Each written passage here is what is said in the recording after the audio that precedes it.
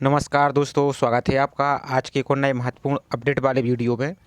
तो ये वीडियो आपकी जो MPTET यानी जो मध्य प्रदेश स्कूल शिक्षा विभाग के तहत आपकी जो वर्ग 3 शिक्षक पात्रता परीक्षा 2024 है, इसके आई होप आप सभी ने ऑनलाइन फॉर्म फिल कर दिए होंगे।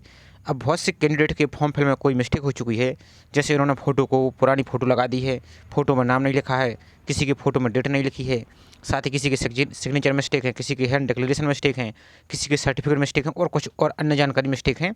तो उन सभी के संबंध में आपके लिए यहाँ पर 20 तारीख लास्ट डेट निर्धारित की गई है, आप इसमें एडिट कर पाएंगे। साथ ही आपको यदि आपने फॉर्म सबमिट कर दिया और कुछ और जानकारी आप एडिट करना चाहते हैं तो वो कैसे करेंगे और क्या क्या इसमें आप जानकारी एडिट कर पाएंगे, कौन सी जानकारी एडिट नहीं कर पाएंगे, तो इस वीडियो के माध्यम से कंप्लीट जानकारी देखेंगे। तो आप सभी से सिर्फ एक रिक्वेस्ट है कि आप चैनल पर पहली बार आए तो चैनल को सब्सक्राइब करके बेल आइकन प्रेस करके जरूर रखें इसी प्रकार की रेगुलर अपडेट पाने के लिए। साथ ही आपने वीडियो को अभी तक लाइक नहीं किया है तो वीडियो को लाइक जरूर कर दीजिए। तो यहाँ पर हम देखेंगे, साथ ही कुछ स्टूडेंट के कैंडिडेट के फॉर्म को आप एडिट करना चाहते हैं लेकिन आप एप्लीकेशन नंबर भूल चुके हैं और यूजर आईडी और पासवर्ड भी भूल चुके हैं, तो उसको कैसे फॉरवर्ड करना है वो भी जानकारी हम इस वीडियो में देखेंगे। तो चलिए पहले इसके पहले हम कुछ इंपॉर्टेंट जानकारी को देख लेते हैं। तो ये हमने ऑफिशियल नोटिफिकेशन को डाउनलोड किया है। अब सबसे इंपॉर्टेंट आप देखेंगे, सबसे ज़्यादा फोटो और सिग्नेचर के कारण ही आपका फॉर्म रिजेक्ट हो रहा है और बहुत से सैकड़ों स्टूडेंट का यहाँ पर आप देखेंगे फॉर्म रिजेक्ट भी हुआ है। तो आपका यदि फॉर्म सबमिट हो चुका है बाई चांस और आपकी ये सभी मिस्टेक हैं, आपकी जैसे फोटोग्राफ आपकी कलर नहीं है, वाइट बैकग्राउंड की नहीं है। अब देख लीजिए यहाँ पर फोटोग्राफ आपकी वाइट बैकग्राउंड की होनी चाहिए और कलर फोटोग्राफ होनी चाहिए वाइट बैकग्राउंड की। साथ ही आपकी फ़ोटो है जो फ़ोटो ये आपका यहाँ पर नाम लिखा होना चाहिए और फोटो की आपको डेट लिखी होनी चाहिए। किसी डेट को आप कम से कम 3 माह से अधिक पुरानी नहीं होनी चाहिए, इतने के बीच में आप तो आपको कोई प्रॉब्लम नहीं है, आप उस फोटो को लगे रहने दीजिए। और साथ ही आपके जो हस्ताक्षर है उसमें आपका कोई मिस्टेक है, हस्ताक्षर आपका लघु लघु का मतलब ऐसा कि आपको शॉर्ट में इस प्रकार से और कैपिटल आपका बड़े बड़े अक्षरों में आपका इस प्रकार से दस्तखत नहीं होने चाहिए, आपका सिंपल सा दस्तखत होना चाहिए। आप शॉर्ट में दस्तखत ना करें, अपने फुल फॉर्म को ही आप अपना जैसे आपका नाम है उस अनुसार अपने दस्तखत को कीजिए। साथ ही आपकी जो हैंड डिक्लेरेशन है उस हैंड डिक्लेरेशन आपका कटा फटा नहीं होना चाहिए, नहीं तो आपका आगे चल के प्रॉब्लम हो सकती है आपका एडमिट कार्ड के टाइम। और फोटो आपकी पोलराइड आपकी तिरछी मेछी टेढ़ी मेढ़ी आपकी नहीं होनी चाहिए और फोटोग्राफ आपके कान स्पष्ट दिखाई देने चाहिए। और फोटोग्राफ उक्त मानदंड के अनुसार यदि आप अपलोड नहीं है तो आपका फॉर्म बाद में रिजेक्ट कर दिया जाएगा। और यहाँ पर देख सकते हैं 3 माह से अधिक आपकी फ़ोटो नहीं होनी चाहिए। और एक बात और ध्यान दीजिए, फोटोग्राफ में जैसे आप दाढ़ी या क्लीन शेव में लगाया है तो वैसा ही आपको फ़ोटो वहाँ पर लेके जाना और वैसा ही आपको अपना हुलिया लेके जाना है जब आप एग्ज़ाम देने जाएंगे। और साथ ही यदि आप फ़ोटो में ध्यान दीजिए, यदि आपको चश्मा लगता है तो आपको फ़ोटो में जो सफ़ेद लेंस वाला चश्मा होता है, आपको आँखें आपकी क्लियर दिखनी चाहिए, वही चश्मा वाली आपको फ़ोटो लगानी है। क्योंकि जब आप एग्ज़ाम देने जाएंगे तो उस टाइम फिर आपको चश्मा वहाँ से निकलवा लिया जाएगा। यदि आपकी फ़ोटो में रहेगा तो आप वहाँ पर चश्मा लगाकर आप एग्ज़ाम को दे पाएंगे। इस प्रकार से आप इसको देख लेना है। यहाँ पर आपको पूरी जानकारी यहाँ पर दी गई है, इसको आपको पढ़ लेना है। और इसी फोटो की कम से कम आपको 5 कॉपी बनवा के रख लेना, क्योंकि जब एग्जाम देने जाएंगे तो वही फोटो आपको लेके जाना होगा, एडमिट कार्ड पे चिपकाना पड़ेगा और वही फोटो आपको डॉक्यूमेंट वेरिफिकेशन के टाइम आपको लेके जाना होगा। इस प्रकार से आप इसको देख सकते हैं। दूसरी बात, ये तो रही आपकी फ़ोटो सिग्नेचर की बात। अब इसके अलावा आपके फॉर्म में कोई जानकारी चेक कीजिए, कुछ और जानकारी जैसे आपका नाम हुआ, स्पेलिंग हुई, डेट ऑफ बर्थ हुआ, एड्रेस हुआ, पासिंग ईयर हुआ, हायर एजुकेशन हुआ और जो कुछ भी आपकी जानकारी है वो यदि आपकी कोई मिस्टेक हो चुकी है तो अब आपने फॉर्म तो सबमिट कर दिया है। अब उस स्थिति में आपको क्या करना है, तो चलिए आपको सबसे पहले तो आपको इसके ऑफिशियल वेबसाइट पर ले चलते हैं। और एक बात और ध्यान दीजिए, आपकी जो जानकारी है जैसे आप यहाँ पर देखेंगे बायोमेट्रिक, तो जब आप एग्ज़ाम देने जाएंगे अभी आपका एडमिट कार्ड आ जाएगा लगभग 1 वीक पहले आपका एग्ज़ाम से। तो आपका जो आधार कार्ड आपकी प्रोफाइल में आपने लगाई है उसके आधार पर आप जब एग्ज़ाम देने जाएंगे तो वहाँ पर आपको बायोमेट्रिक होता है।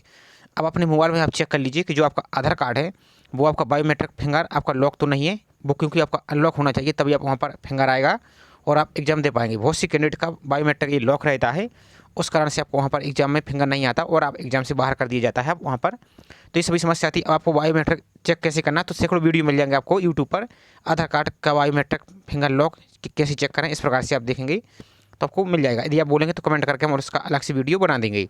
तो ये भी आपको जानकारी रखनी है, छोटी सी जानकारी है लेकिन आपको बहुत बड़ी समस्या आगे आ सकती है, ये सभी आपको चेक करके रख लेना है। और आपको निर्धारित तारीख तक, आपको 20 तारीख आपका टाइम है, अभी आपका आज 17 है तो 3 दिन आपके पास शेष बची हैं। तो जो भी आपकी गलती है उसको आप सुधार लीजिए। अब चलिए हम वहाँ पर देख लेते हैं। तो हम MPESB की ऑफिशियल वेबसाइट आ चुके हैं, आप भी आ सकते हैं। इस प्रकार से सिंपल सा टाइप कीजिए MPESB, इस प्रकार से MP वाला ना आप सर्च कीजिए तो सिंपल सा इसी पेज पर आप आ जाएंगे। इस प्रकार से इसके बाद आपको जो ऑनलाइन वाला ऑप्शन आपको दिख रहा है इस पर आपको सिंपल सा क्लिक कर देना है और आप कहीं के भी हैं, चाहे आप एमपी के हो या अदर स्टेट के हो, सभी कैंडिडेट के लिए अप्लाई होगा। तो आपको ये भ्रम में नहीं रहना है कि हम एमपी के नहीं हैं, हम बाहर के हैं। तो आपको विशेष रूप से ध्यान देना है। और साथ ही एक बात और ध्यान दीजिए, जो एमपी के कैंडिडेट हैं उनके लिए रोजगार पंजीयन भी अनिवार्य है, क्योंकि अभी आप देखेंगे एमपी पुलिस आपका चल रहा है फिजिकल, तो उसमें आपका जो रोजगार पंजीयन पुराना है, जैसे आपका बाई चांस एक्सपायर हो चुका है लेकिन आपने फॉर्म में फिल किया था, तो वो भी आपको ले जाना होगा। और नया प्रोफाइल पंजीयन भी जो आपका है, रोजगार पंजीयन, वो भी आपको ले जाना होगा। तो आपने अभी नहीं किया है तो उसको कर लीजिए, ये आगे आपको समस्या ना आए। अब आपको सबसे पहले बहुत से कैंडिडेट का क्या है, प्रोफाइल पासवर्ड भूल चुके हैं या प्रोफाइल पंजीयन क्रमांक आपको पता नहीं है, तो आपको क्या करना है, यहाँ पर आएंगे आप, तो उम्मीदवार प्रोफाइलिंग, इस पर आपको सिंपल सा क्लिक करना है।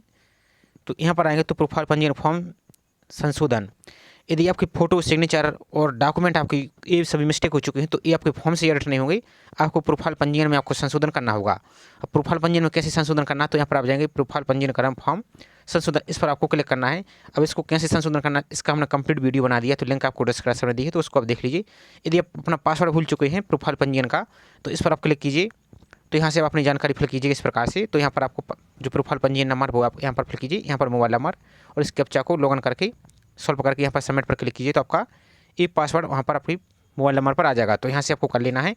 अब आपको फॉर्म को कैसे एडिट करना है, यदि बहुत से कैंडिडेट का फॉर्म आपने फीस पेमेंट भी कर दी है, अब आप उसका प्रिंट नहीं ले पा रहे और आपको पता नहीं है कि सबमिट हुआ या नहीं हुआ है, और उसको एडिट करना है, तो क्या करना है, सबसे पहले तो आपको भुगतान न की गई आवेदन का भुगतान और आवेदन की स्थिति की जाँच करें, तो इस पर आपको सिंपल सा क्लिक करना है।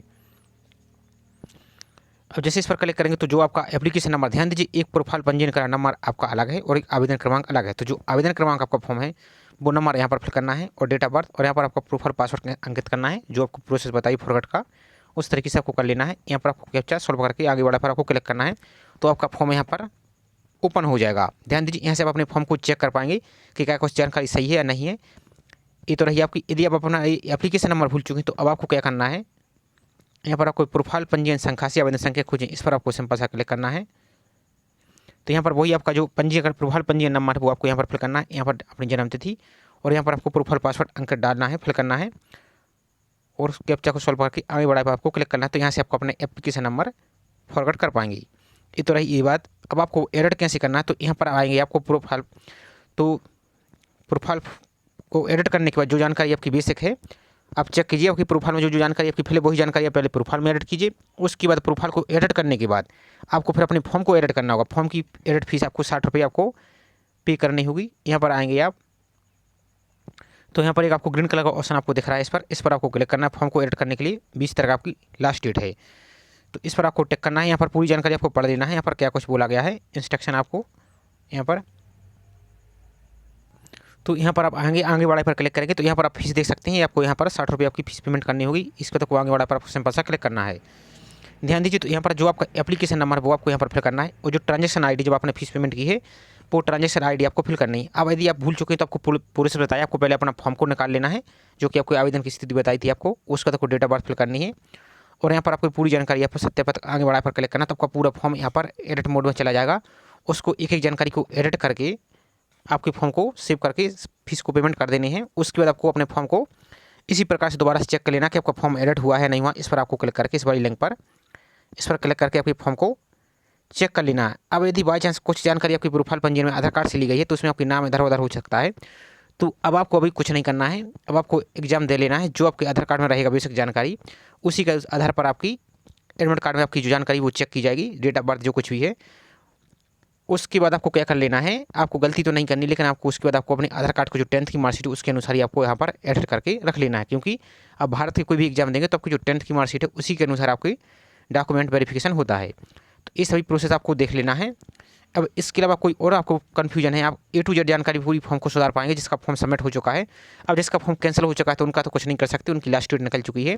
और यदि आपकी फीस पेमेंट हो चुकी है और आपका पेंडिंग दिखा रहा है तो अभी आप 20 तारीख तक हेल्पलाइन नंबर पर कॉन्टैक्ट कीजिए, उनको प्रॉब्लम बताइए। अब यदि कुछ उपाय होगा तो वो वहाँ से आपके फॉर्म को ठीक कर सकते हैं। तो इस भी आपको कर लेना। अब हेल्पलाइन नंबर आपको कहाँ मिलेगा, तो यहाँ पर देखेंगे कि हेल्पलाइन नंबर आपको यहाँ पर दिख रहा है, यहाँ पर एक ईमेल आईडी भी दिख रही है। आप इनकी ईमेल आईडी पर भी अपने सभी डॉक्यूमेंट सेंड करके एप्लीकेशन लिख सकते हैं।